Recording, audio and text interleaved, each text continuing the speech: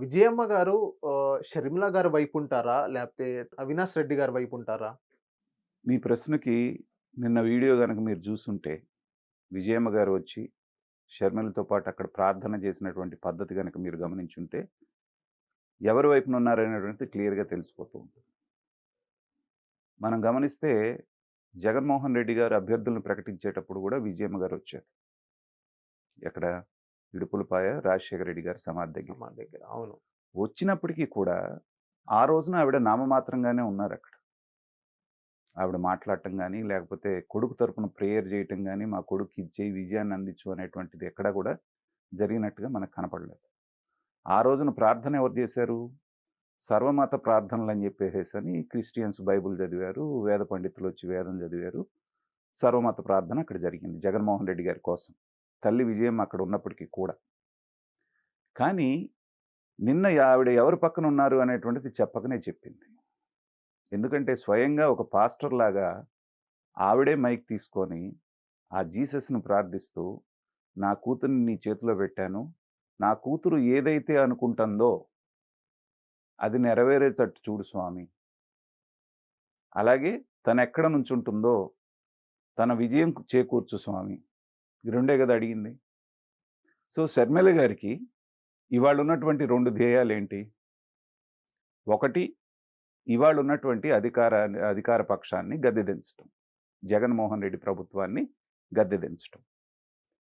రెండవది, తను కడప పార్లమెంటు నుంచి పోటీ చేస్తున్నటువంటి కడప స్థానాన్ని గెలిచి, ఏదైతే వివేకానంద రెడ్డి గారి కోరిక చివరి కోరికుందో దాన్ని తీర్చటం. స్థూలంగా ఈ రెండే గదా! అవును. ఇవాళ జరుగుతున్న పోరాటం అంతా దాని గురించే గదా! కాంగ్రెస్ పార్టీ అనేటువంటిది వాళ్ళకొక షెల్టరు, ఒక ఆయుధంగా వాళ్ళు వాడుకుంటున్నారే గానీ, అసలు ధ్యేయం ఆవిడది అదే. మరి స్వయంగా ఇది లైవ్ టెలికాస్ట్ అవుతుందని తెలిసి కూడా, విజయమ్మ గారు స్వయంగా అది ఏ పాస్టర్‌తోటి మాట్లాడించొచ్చు. స్వయంగా తనే మైక్ తీసుకొని, "ఈ బిడ్డని నీ చేతిలో పెడుతున్నాను. ఈ బిడ్డను ఉద్ధరిస్తానని నువ్వు నాకు ప్రామిస్ చేశావు. ఆ ప్రామిస్‌ని నిలబెట్టుకొని తెలంగాణకు తీసుకెళ్ళావు. అక్కడెందుకు కాదన్నావో మరి నాకు తెలీదు. కానీ ఇక్కడికొచ్చింది కాబట్టి విజయాన్ని చేకూర్చు" అని క్లియర్‌గా చెప్పడం అంటే ఏంటంటే, ఖచ్చితంగా నా కొడుకుని ఓడించి నా కూతుర్ని గెలిపించు. నా కూతురు యొక్క ఇది గెలిపించమనేటువంటిది ఆవిడ చెప్పకనే చెప్పింది. ఏమాత్రం కామన్ సెన్స్‌తో ఆలోచించేవాళ్ళు నిన్న ఆవిడ ప్రార్థన చేసిన పద్ధతి గనక చూస్తే, ఆఫ్‌కోర్స్ ఆ ప్రార్థనలో కూడా మనకొక ఆవేదన కనిపించింది. అటుపక్క కొడుకు, ఇటుపక్క కూతురు. నిజంగా ఏ తల్లికి కూడా అలాంటి సంఘర్షణ రాకూడదు. మనం ఒక హ్యూమన్ బీయింగ్ ఆలోచించాలంటే చాలా ఆవిడ దారుణమైనటువంటి పరిస్థితి. కానీ తప్పదు. కొడుకు పట్టుదల కొడుకుది, చెప్తే వినడు. తనని అధ్యక్ష పదవి నుంచి తను శాశ్వత అధ్యక్షుడవ్వటానికి బలవంతంగా రాజీనామా చేయించిన సంగతి మనందరికీ తెలుసు. ఎంతో అల్లారు ముద్దుగా రాజశేఖర్ రెడ్డి అల్లారు ముద్దుగా పెంచుకున్నటువంటి షర్మిలని గొంతు పట్టుకొని, మెడ పట్టుకొని బయటికి నెట్టడం అనేటువంటిది మరి ఏ తల్లైనా జీర్ణించుకోగలదా? కొడుకు మీద ఎంత ప్రేమున్నా గాని, తన కూతురికి తర్వాత నిన్న ప్రార్థనలో ఆవిడ అది గూడా మెన్షన్ చేసింది. సుదీర్ఘమైనటువంటి పాదయాత్ర చేయించావు నా కూతురుతోటి. అంటే ఏంటి? ఆయన యొక్క విజయంలో ఈవిడ గూడా పాలు పంచుకుందని చెప్పకనే చెప్తోందావిడక్కడ. సో, అలాంటి జరిగినప్పటికీ కూడా తనకి ఏ రకమైనటువంటి క్రెడిట్ ఇవ్వకుండా, పైగా దారుణమైనటువంటి మాటేంటంటే, మేమేమన్నా చేయమన్నామా ఆవిడని? ఆవిడంతటా ఆవిడొచ్చి నేను జేస్తానని మీదేసుకుంది. భారతి గారు జేయాలనుకుంటే ఆవిడెందుకు నేను జేస్తానని ఈవిడే. పైగా అబద్ధాలు వేయటం. ఇవన్నీ ఒక తల్లిగా ఆవిడకి తెలీదా? జరుగుతున్నదేంటో ఆవిడకి తెలీదా? కానీ అసలు విజయమ్మ గారు పక్కన లేకపోతే జగన్మోహన్ రెడ్డి పూర్తిగా బయటపడిపోతాడు గాబట్టి, తల్లికి, ఇతనికి గ్యాప్ ఉందని తెలుస్తుంది గాబట్టి, అక్కడ జగన్మోహన్ రెడ్డి ఎళ్ళినప్పుడు ఆవిడ రావాల్సొచ్చింది. వచ్చింది తన ప్రెజెన్స్ ఎంతవరకు ఉండాలో అంతవరకు ఉండి చూసుకొని వెళ్ళింది. కానీ నిన్న ఆవిడ ఒక 6:30, 7 నిమిషాలు ప్రార్థన చేసింది. ఆ ప్రార్థనలో ఖచ్చితంగా ఆవిడ మనసులో ఏముందనేటువంటిది ఏమాత్రం అవగాహన ఉన్నటువంటి వాళ్ళకి రాజకీయాల పట్ల గాని, లేకపోతే మనస్తత్వ శాస్త్రం పట్ల అర్థమయ్యే వాళ్ళకి ఈజీగా తెలిసిపోతుంది. ఎందుకంటే కూతురు యొక్క పోరాటంలో ఆవిడకి న్యాయం కనపడుతుంది. షర్మిల కూడా ఏమంటుంది? అధికారంలోకి రాకముందు ఉన్నటువంటి అన్న వేరు. ఇప్పుడు అధికారంలో ఉన్న జగన్మోహన్ రెడ్డి నా అన్న కాదు. నాన్నలాగా నాకు కనిపించట్లేదు.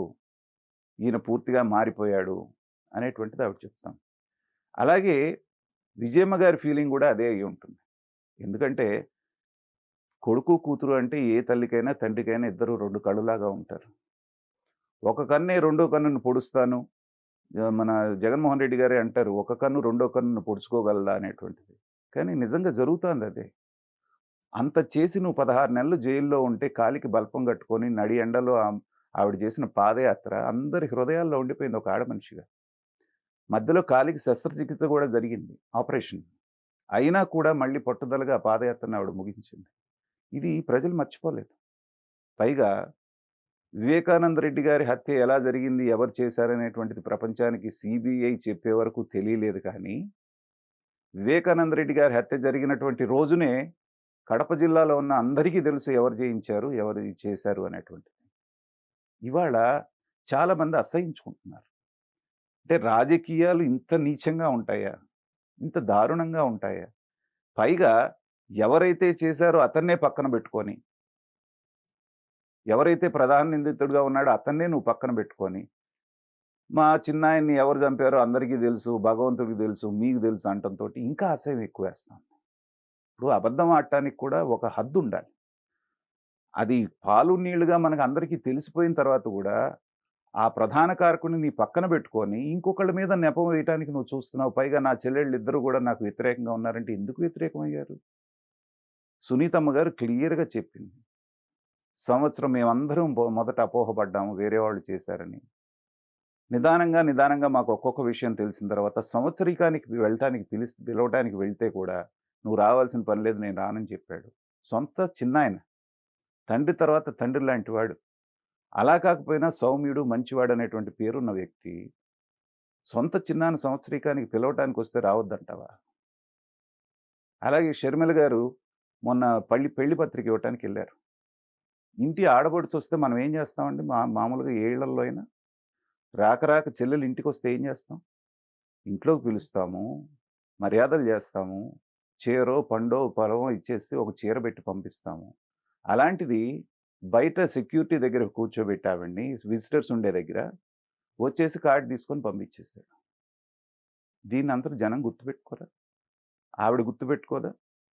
తల్లిగా విజయమ్మ గారి మనసు బాధపడి ఉండదా?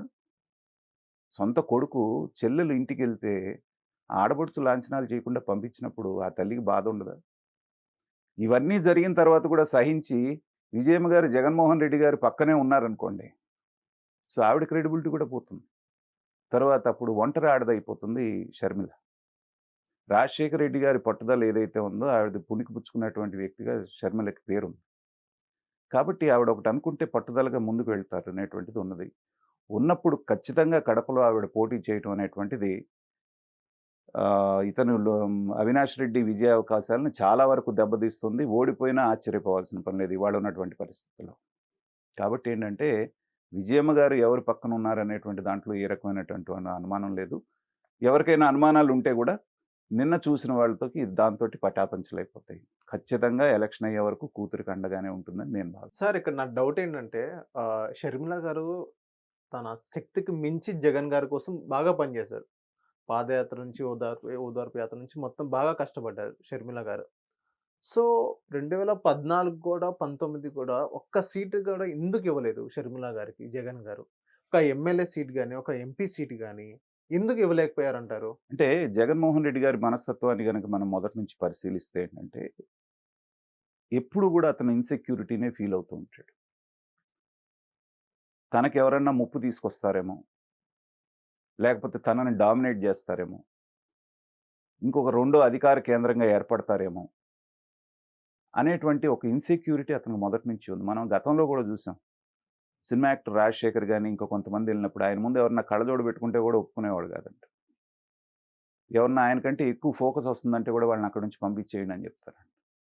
మామూలు చిన్న చిన్న విషయాలకి ఇలా చేసేటువంటి వ్యక్తి, సొంత చెల్లి, పైగా తన యాబ్సెన్స్‌లో 16 నెలలు చాలా రోజులు పాదయాత్ర జేసింది. పార్టీని నిలబెట్టిన ఆవిడకి ఏదన్నా పదవిచ్చి పక్కన బెట్టుకుంటే, ఇంకొక రాజకీయ కేంద్రంగా ఆవిడ డెవలప్ అయ్యే అవకాశం ఉంది. సహజంగానే ఇతని మనస్తత్వం ఏంటంటే, ఎవరిని కలవకపోవటం, కలిసినా అహంకారపూరితంగా మాట్లాడటం, వాళ్ళని దుర్భాషలాడటం అనేటువంటిది జగన్మోహన్ రెడ్డి గారికి ఉన్న లక్షణం అని చాలామంది చెప్తారు. చాలా పరుషంగా కూడా మాట్లాడతారని చెప్తారు. అలా మాట్లాడినప్పుడు ఏమవుతుందంటే వాళ్ళకి వేరే ఆల్టర్నేటివ్ లేదు కాబట్టి ఇప్పుడు పడి ఉంటున్నారు. అదే షర్మిల అనే ఆవిడ ఏ ఎంపీగానో లేకపోతే ఒక మెంబర్గానో ఉన్నారనుకోండి, ఖచ్చితంగా వీళ్ళందరూ ఆవిడ దగ్గర క్యూ కడతారు. అమ్మ చూడమ్మా మీ అన్న ఇలా చేస్తున్నాడు, మేము ఆయన కోసం ఇంత చేస్తే అంత చేసి అని చెప్పుకోవడానికి రెండో కేంద్రం ఉంటుంది అక్కడ. హ్మ్. ఉన్నప్పుడు న్యాచురల్గా ఏమవుతుంది, ఆవిడ ఏమాత్రం వాళ్ళ పక్కన సానుభూతి చూపించినా అక్కడ ఒక అధికార కేంద్రం తయారవుతుంది. తనకి ముప్పు వచ్చేటువంటి అవకాశం ఉంది. ఇవన్నీ గమనించిన తర్వాతనే తను ఆవిడని దూరం పెట్టడం జరిగింది. అయితే ఇక్కడ జగన్మోహన్ రెడ్డి గారు చేసిన పొరపాటు ఏంటంటే, ఆవిడని దూరంగా పెట్టినప్పటికీ న్యాయబద్ధంగా తనకు రావాల్సినటువంటి ఆస్తిలో వాటా ఇచ్చేసుంటే తన బతికేదో తను బతికేది. అది చాలామంది తనకు సన్నిహితులు కూడా చెప్పారు. ఆ పని చెయ్యి. తనేదో తన తంటాలు పడుతుందని చెప్పేసి. ఆ పని చేయలేదు.